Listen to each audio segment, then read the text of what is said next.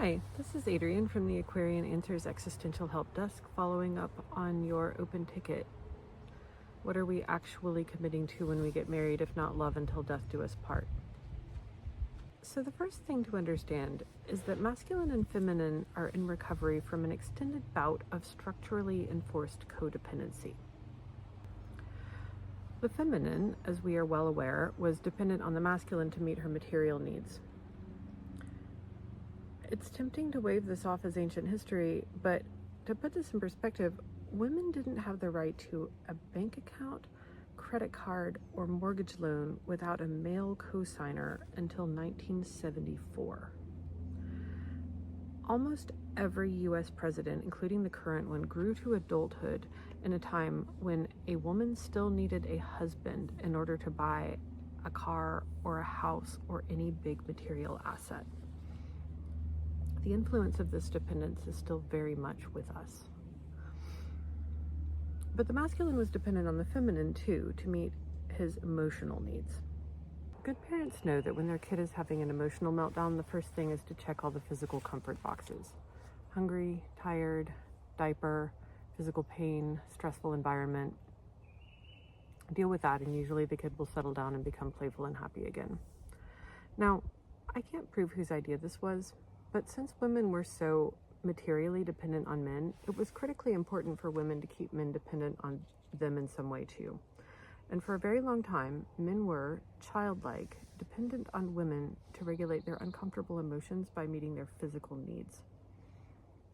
Sex is the obvious one here, but men have also depended on women to cook for them, clean and maintain their home and clothing, nurse them through illness or injury, and mediate stressful social situations. Think secretary, hostess, flight attendant. And before you dismiss this as mere entitlement, consider that showing emotional or physical vulnerability was quite dangerous because it led to being bullied by other men. So it was actually extremely important for a man to have a woman to take responsibility for his emotional state and manage any situation where he might experience emotional vulnerability. In the absence of women, the manly emotional outlets were pretty much substance abuse and violence. Think pirate ships and Lord of the Flies. The legal and social structures that enforced this masculine-feminine codependency came down in the 1970s. And this was good because codependency was bad. But to be honest, we really haven't known how to do this whole masculine-feminine thing since then. 50 years later, as individuals, we cover the full spectrum in terms of how dependent our behavior remains. We have female breadwinners and auto mechanics, and we have trophy wives. We have male nurses and stay-at-home dads, and we have incels. We have divorced sexual orientation from gender, and some of us have renounced gender completely.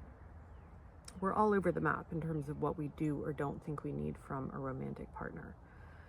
But many of us still carry an unconscious belief that was so deeply instilled that it remains unaffected by our conscious choices and lived experience. And this unconscious belief is that we are not safe without a partner, because for so long, both masculine and feminine were truly unsafe without the other. That was the basis of the codependency. And here's where we finally answer the original question: what are we actually committing to when we promise to love until death do us part? It really comes down to this: I promise not to leave you if you promise not to leave me. And the reason we want this from another person, regardless of all the evidence that being trapped in a relationship we can't get out of is one of the worst things that can happen to us, is because we're afraid.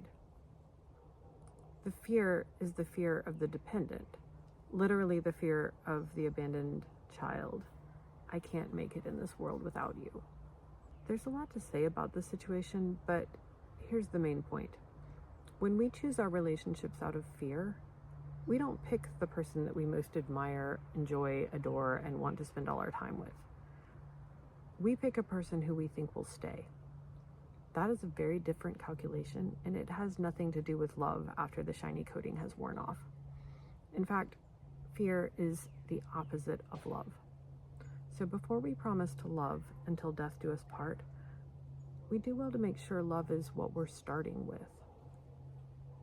And if it's very important to us that the other person promise never to leave, I guarantee that need is coming from fear and not love. Absolutely. My pleasure. Bye-bye.